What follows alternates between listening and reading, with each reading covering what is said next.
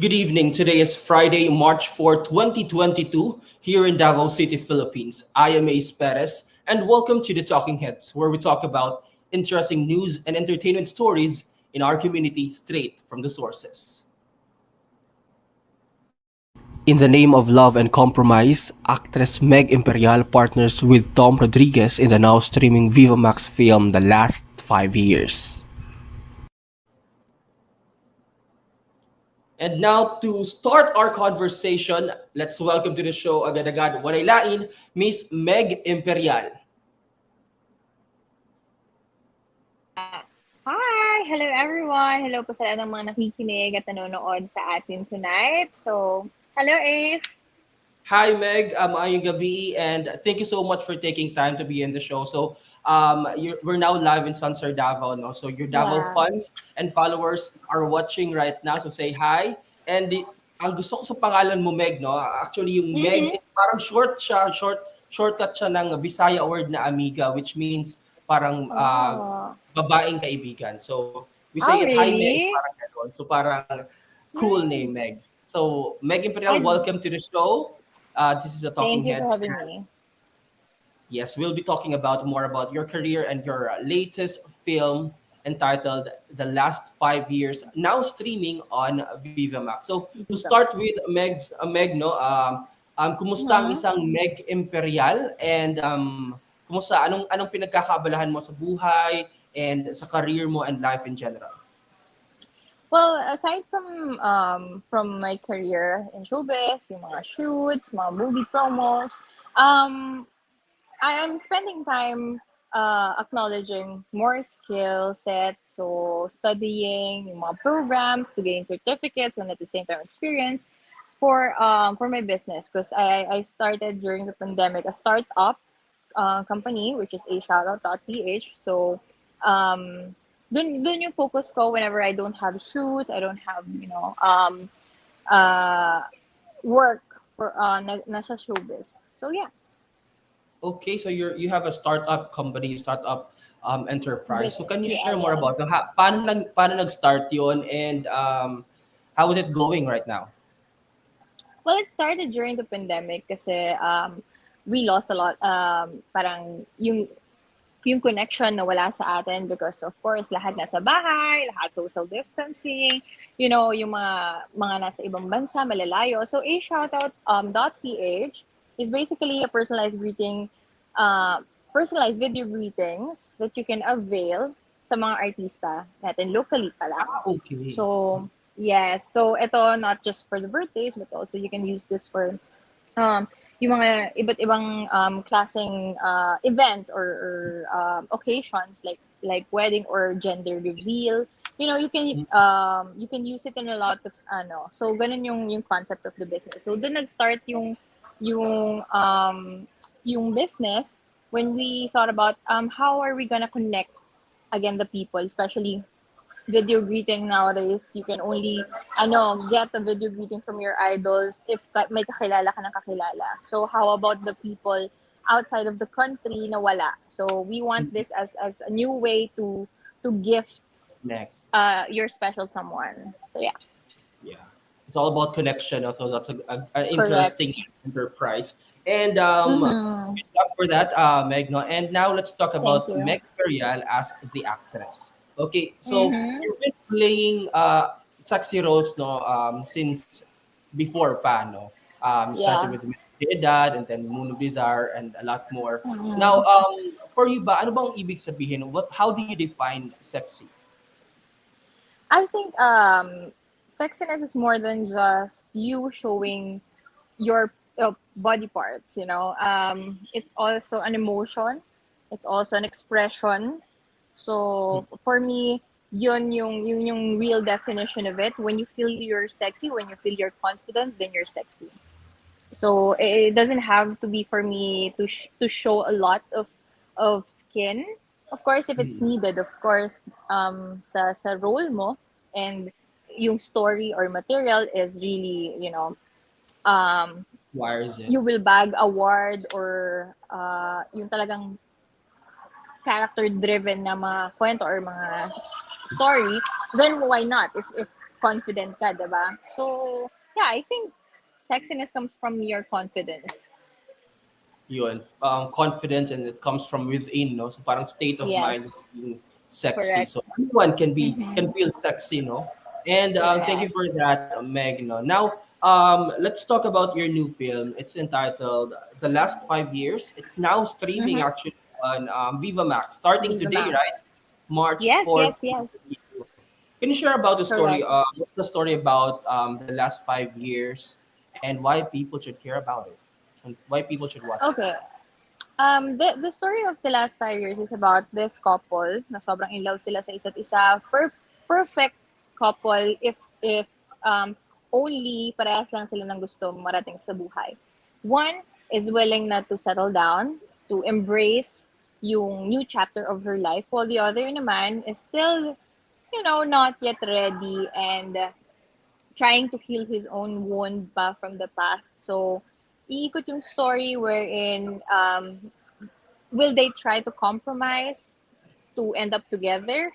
Or yun na yung maging breaking point of, dahil hindi kayo maging ready or swak sa isa't isa, then you should let go and move on. So, dun yung takbo ng story na to ang makaka-relate dito. Lahat ng couples na naka-experience ng long-term Really? relationship, pero nandun pa rin sa you don't have any idea na kung mapupunta ba to sa kasalan, or you're waiting in vain, or you're wasting 5 years of your life, you know. Alright. O nakita ko nga yung trailer nito na parang mapanakit tong movie na to. So Mm-mm. kasi it's about, Yeah. and I think a lot of our viewers, no, and your followers will, or Filipinos in general, can relate to this Mm-mm. kind of movie, no, kasi yung mga long-term Correct. relationship, and then other party, no, yung isa sa relationship parang asking kung ano ba talaga ang kahihinatnan ng kanilang relationship. So parang nakita ko sa trailer parang hindi pa magkatugma yung parang timeline ng dalawa. But we'll have Yes, to find correct. out, no, kung yun ba talaga yung buong story ng the last 5 years, at kung bakit ba 5 years yung number dito, bakit hindi 6 years, 7 years. You're playing the I role love, of sino ka dito, Meg? Anong character yung ginagampanan mo? ang character na ginagampanan ko dito ay si Joanne. She's a very strong, independent woman. Mahaba, sobrang pasensya niya. The typical Filipina, hardworking and mapagmahal sa pamilya. And all she ever wanted lang naman in her life is, every woman's dream is to get married someday. So, yun lang yung gusto niya. In a world full of uncertainty, gusto niya may security siya through marriage. Security. So, yun yung ano niya. Yes, yun yung hugot ni Joanne. Joanne. Okay, and we have to um, makikilala pa natin, no, si Joanne kapag napanood na ng ating mga viewers ang The Last 5 Years sa Viva Max. And how Yes. much can you relate ba sa karakter mo dito bilang si Joanne? Do you also experience like sa mga relationships mo, current or Mm-hmm. past relationships, may ganun ka bang pinaglalaban or pinaghuhugutan na parang you are asking of course for security, no, from your partner? Mm-hmm. To be honest with you, Grace, ito lagi kong sinasagot with all the interviews because this is what I believed in after or even before or after watching and reading the script namin. Mm-mm. Like kong sinasabi, I can relate to both characters of Joanne and William simply because I feel like they're not just characters for me. They are my emotions na separated into two characters, which is Joanne is of course I believe in marriage. Someday I want to get married with someone I love, but at the same time I'm leaning also towards to William because I'm not yet ready. I have my family as my priority. I'm not yet ready to jump into the next level or jump into creating or building um, a family of my own when I still Mm-mm. have excess baggage, when I still have, unfinished business and hindi pa stable yung side na yon. So, parang gusto ko close na muna this chapter of my life before entering the next one. So, Mm-mm. I'm really into both characters na, you're torn between two characters. And sana ganun din yung ma-feel ng mga taong manonood nito na siguro at first may makaka-relate sa isang character but towards the middle, leaning to the end, um, parang, ay, oo nga, make sense din tong isang character. Mm. Parang hindi mo alam sinong tama o sinong mali. 'Di ba? Ayun. So for sure no makaka-relate yung ating mga viewers sa dalawang karakter na si Yes, Joanne and William. So um, correct. this is directed by Direk Lemuel Lorca. So how was it working with? Yes, Is it your first time working with Lemuel direct or line. several times na? Oh, yes, actually, this is my first time working with him. And nung nalaman ko na siya yung director, I did my research. Of course, you want to get to know the person na makakatrabaho mo. Especially if hindi nag-work yung you and your director kasi it won't work talaga at all in the screen eh. So, I love working with him kasi it's really a collaboration. Parang he will let me explore the character of Joanne, gives me the freedom to interpret yung emotion ni Joanne. So I love working with him. Sobrang gaan lang, walang pressure na oy ito yung expectation ko sa. Hmm. So I like that about Derek. Being collaborative. No? So, marami na akong Yes. na-interview na artists no, and talents that they also want, yung parang ganun na director na they also let their Mm-mm. actors to explore the character and, give Correct. their sense, no, and give their ideas also on how to develop the story well. Now, you mentioned no kanina yung about sa kanila William and Joanne that you can relate to both of Mm-mm. them. If you are to give an advice no to sa mga couples out there who have Mm-hmm. parang similar love story no, or similar Yeah. struggles with William and Joanne. So what would you like to tell them? Well, I think ang lesson na may matetake naman nila dito is when it comes to relationship, you need to talk talaga. It's really about communication. That every time you feel insecure, every time you feel like meron kang gustong i-open up, you just need to talk to your partner and ask if we're still aligned ba.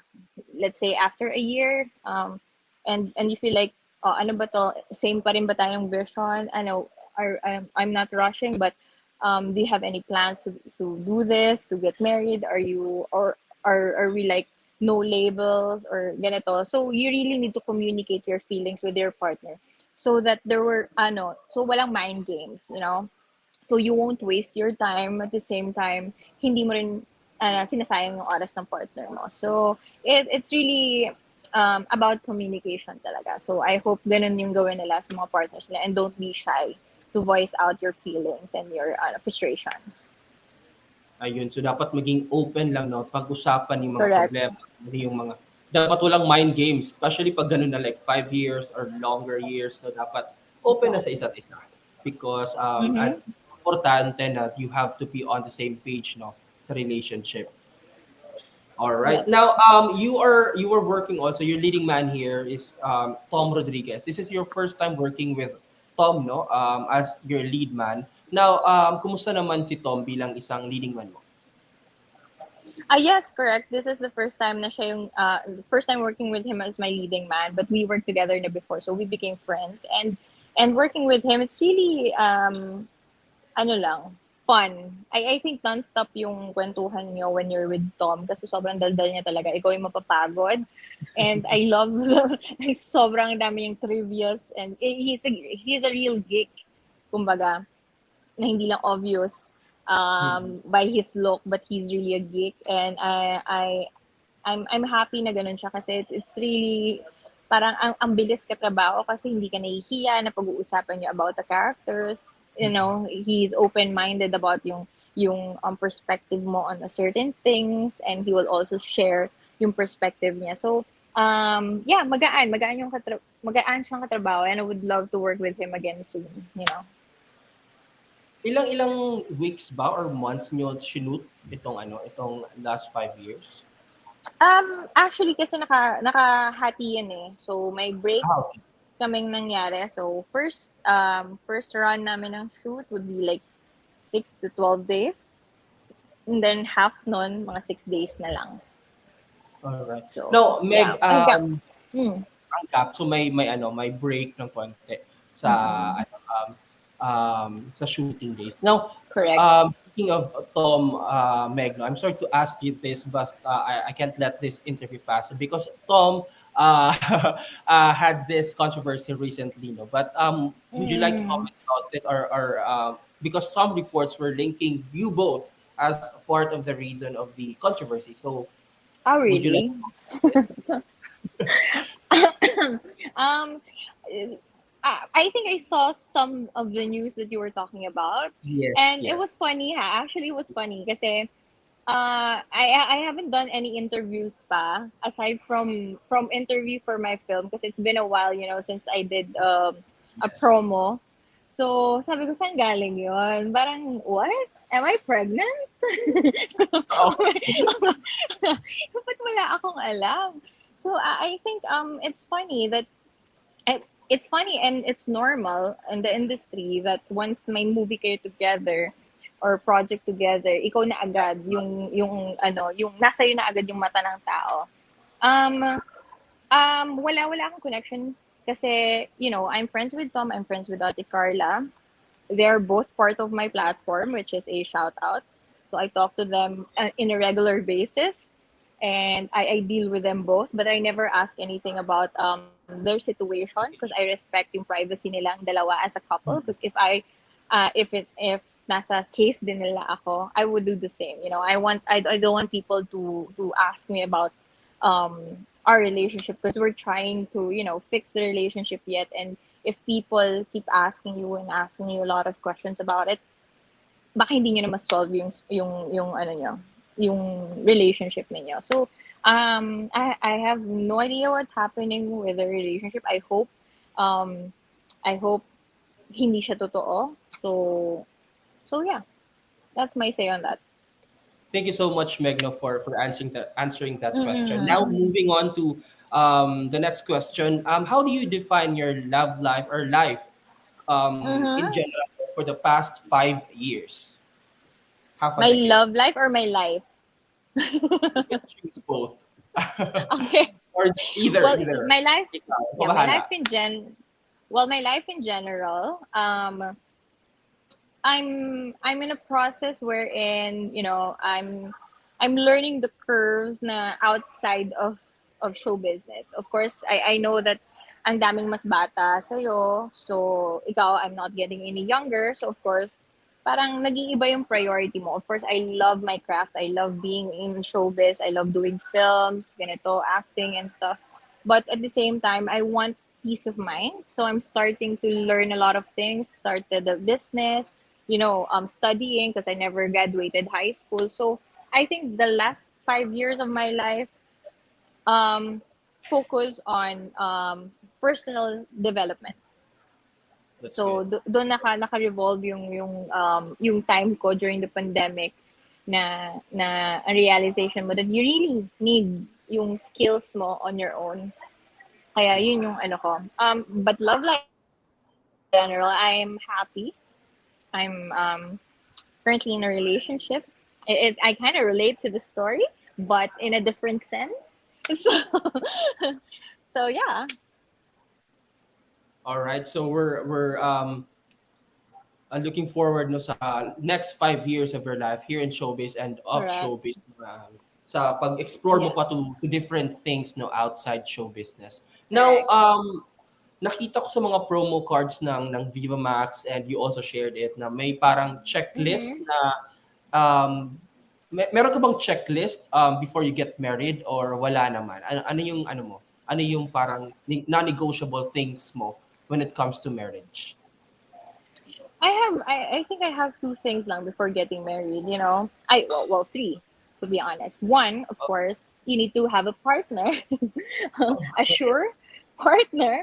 Second, of course, you need yung nakasettle down na yung family mo because I'm the breadwinner as a family. So, of course, you want to give the best sa kanila muna before, creating your own family. Wala nang issues and all. And third, of course, meron ka ng stable business of your own so that once you get married, hindi ka dependent to your future husband.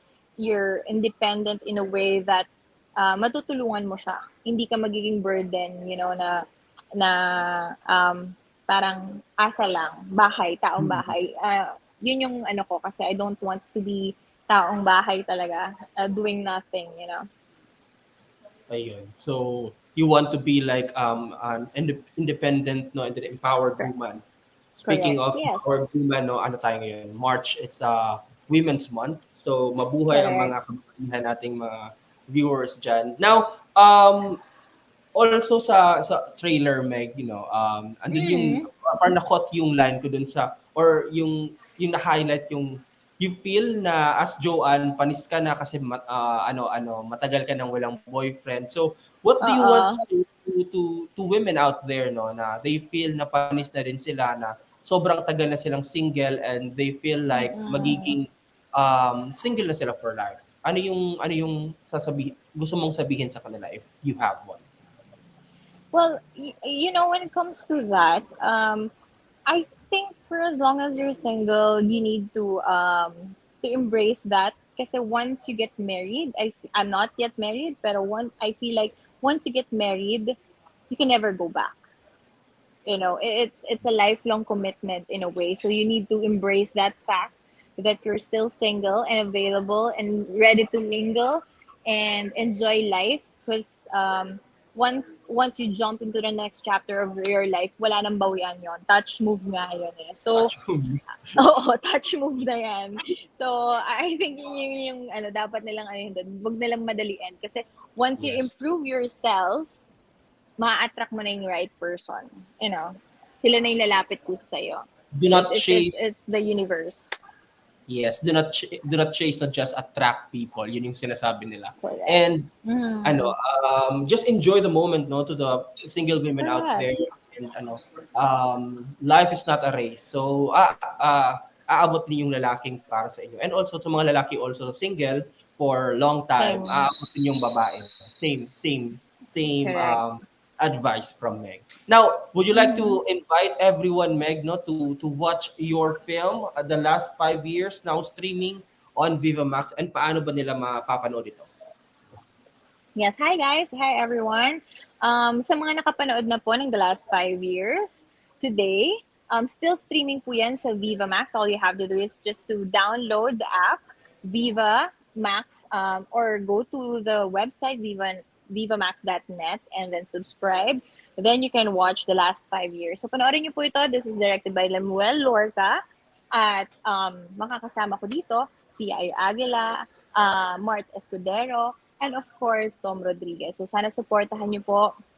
Need patience lang watching this because it's been last 5 years. All right. Yeah, Ayun, thank you so much, Magno. To everyone, The Last 5 Years is now streaming on Vivamax. And thank you so much again, Meg. Thank you so much for having this conversation Thank with us. you. And we're looking forward to more success, both in your career as an actress and of course as a businesswoman. Thank you so much and Thank have a safe. you. Thank you. Thank you so much, Ace. Bye, everyone.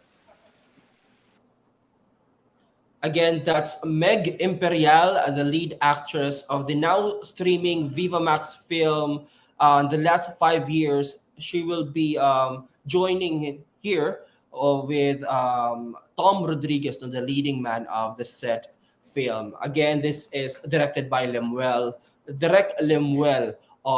the Vivamax exclusive or Vivamax original film. Again, thank you so much for joining us for tonight, and that wraps up our conversation for tonight. I am Ace Perez, and this is the Talking Heads. Maayong gabi, and have a safe weekend.